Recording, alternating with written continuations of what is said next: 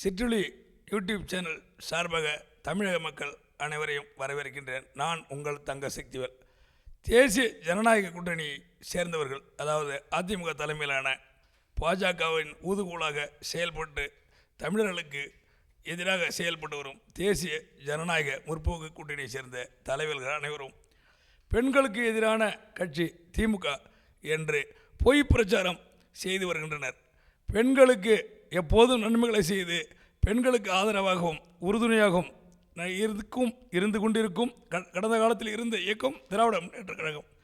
திராவிட முன்னேற்ற கழக அரசு மாதிரி பெண்களுக்கு நன்மை செய்த அரசாங்கம் இந்தியாவில் இல்லை, உலகிலேயே எங்கேயும் கிடையாது. ஒன்றா சொல்கிறேன் கேளுங்க. பெண்களுக்கு திராவிட முன்னேற்ற கழக அரசு ஆட்சி காலத்தில் என்னென்ன சலுகைகளை, வரலாற்று சலுகைகள் அறிவித்தது என்று கூறுகிறேன் கேளுங்கள். பெண்கள் இலவச பஸ் பயணம். தற்போது நமது தளபதி ஸ்டாலின் ஆட்சியில் திருநங்கைகளுக்கு உதவித்தொகை, வேலைவாய்ப்பில் முன்னுரிமை, தமிழகத்தில் மகளிர் சுய உதவிக்குழு, அதாவது பெண்களை பொருளாதாரத்தில் முன்னேற்றி சுயசார்புள்ள பெண்களாக, அதாவது ஆண்களை நம்பி இல்லாமல் பெண்கள் ஒவ்வொரு சுயசார்புள்ளவராக பொருளாதாரத்தில் மேம்படுத்த மகளிர் சுய உதவிக்குழுக்களை தமிழகத்திலேயே தருமபுரி மாவட்டத்தில் 1989ஆம் ஆண்டு முதலாக ஒரு முன்னோடி திட்டமாக உருவாக்கினார். ஏனென்றால் தருமபுரி மாவட்டம் மிகவும் பின்தங்கிய மாவட்டமாக இருந்தது. பெண்கள் முன்னேறினால்தான் பொருளாதாரத்தில் மாவட்டம் முன்னேறும் என்பதில் மிகுந்த நம்பிக்கை கொண்ட டாக்டர் கலைஞர் அவர்கள் தருமபுரி மாவட்டத்தை முன்னேற்ற பெண்கள் சுய உதவி குழுக்களை தேசிய வேளாண்மை வளர்ச்சி நிதியிலிருந்து உருவாக்கினார். அந்த பெண்கள் சுய உதவி குழுக்கள் சிறப்பாக செயல்பட்டு முன்னேறியதால் அதன் பிறகு பெண்கள் சுய உதவி குழுக்கள் திட்டத்தை தமிழ்நாடு முழுவதும் அமல்படுத்தினார். இந்தியாவிலேயே முதலாக பெண்கள் சுய உதவி குழுக்களை ஆரம்பித்தவர் டாக்டர் கலைஞரும் திராவிட முன்னேற்ற கழக அரசும் ஆகும்.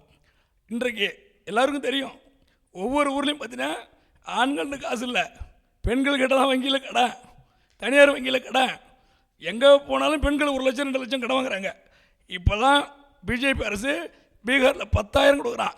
நம்ம பெண்கள்லாம் 1 லட்சம் 2 லட்சம் வாங்கிட்டு இருக்காங்க, அதுக்கான சம்பாதிச்சுட்டு இருக்காங்க. இந்த சுயசார்புள்ள பெண்களை மாற்றின பெருமை திமுக அரசு சாரும். அப்புறம் டாக்டர் கலைஞர் அவர்கள் பெண்களுக்கு சொத்துரிமை, அதாவது ஒரு சொத்துள்ள வசதியான வீட்டில் பிறந்த பெண்களை ஒரு கல்யாணம் பண்ணி கொடுத்து அந்த பெண்களை அங்கே போய் கஷ்டத்தில் இருந்தாங்கன்னா இந்த வசதியான வீட்டில் எதுவும் செய்ய மாட்டாங்க.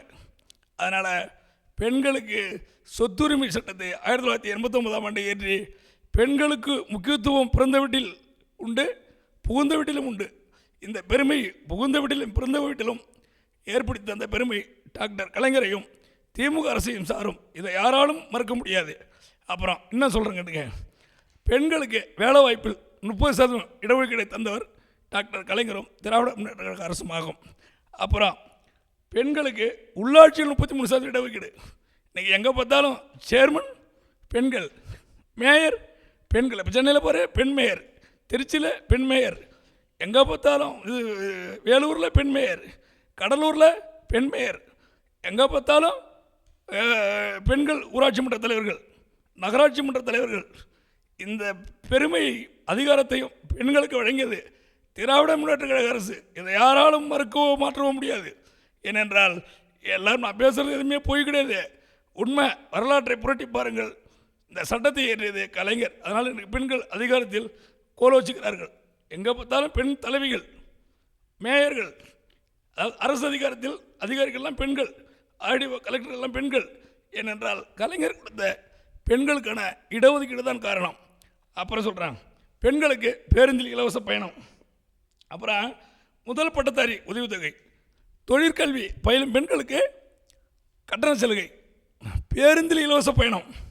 எப்பொழுது இப்போ ஸ்டாலின் ஆட்சியில் மட்டும் இல்லை, எப்பொழுதுமே பட்டதாரி காலேஜ் போகிற ஸ்கூல் போகிற பசங்களாம் இலவச பயண சலுகை கொடுத்தது டாக்டர் கலைஞர் தலைமையிலான திமுக அரசு.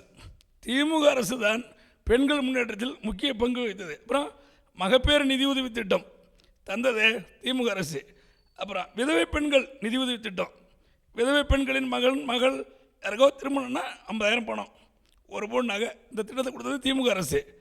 அப்புறம் தமிழ்நாட்டில் டாக்டர் கலைஞர் ஆட்சியில் இருந்தபோது 1973ஆம் ஆண்டு பெண் காவலர்கள், தமிழகத்தில் பெண் காவலர்களை முதலில் நியமித்து சட்டமிட்டது 20 பெண் காவலர்களையும் ஒரு பெண் காவல் ஆய்வாளர் அவர்களையும் நியமித்தது திராவிட முன்னேற்ற கழக அரசு. டாக்டர் கலைஞர் தலைமையிலான திராவிட முன்னேற்ற கழக அரசு என்பது பெண்களுக்கு எந்த அளவுக்கு இந்த அரசு நன்மை செஞ்சிருக்கின்றது. ஒவ்வொரு காலத்தில் வரலாற்று சீர்தூக்கி பார்த்தா தெரியும். பெண்களுக்கான திட்டங்களை தேடி தேடி பெண்கள் முன்னேற்றத்தை எப்படி கொண்டு வரலாம். பெண் கல்வி மட்டும் இல்லை, அவங்களுக்கான சலுகைகள் பூரா தரணும். பொருளாதாரத்திலையும் முன்னேற்றிருக்கோம், கல்வியிலையும் முன்னேற்றிருக்கோம். எல்லா வகையிலும் பெண்களுக்கு முன்னேற்றி அவளை ஆட்சி அதிகாரத்தில் அமைத்த பெருமை, ஆட்சி அதிகாரத்தில் அமர வைத்து இன்று பெண்களிடம் கையில் பணம் புழங்குகிறது என்றால் அதற்கு திராவிட முன்னேற்ற கழக அரசு தான் காரணம். இப்பொழுது புதுமை பெண் திட்டம், கல்வி பயிலும் மாணவிகளுக்கு மாதம் 1000 ரூபாய், அப்புறம் மகளிர் உரிமை தொகை மாதம் 1000 ரூபாய். இப்படி பெண்களை நோக்கி தான் திமுக அரசு செயல்பட்டு கொண்டிருக்கிறது. ஒரு வீட்டில் பெண்கள் நலமாகவும் பொருளாதாரத்துடன் இருந்தால் அந்த குடும்பம் நன்றாக இருக்கும் என்பதை நன்கு அறிந்த அரசு திராவிட முன்னேற்ற கழக அரசு. எனவே தமிழக பெண்கள் அனைவரும் ஜாதி மதம் பார்க்காமல் திராவிட முன்னேற்ற கழக அரசுக்கு வாக்களித்தால் பெண்களும் நாடும் இன்றும் உயர்ந்த நிலை அடைந்து நாடு முன்னேறும் என்பதில் எந்தவித மாற்று கருத்தும் கிடையாது.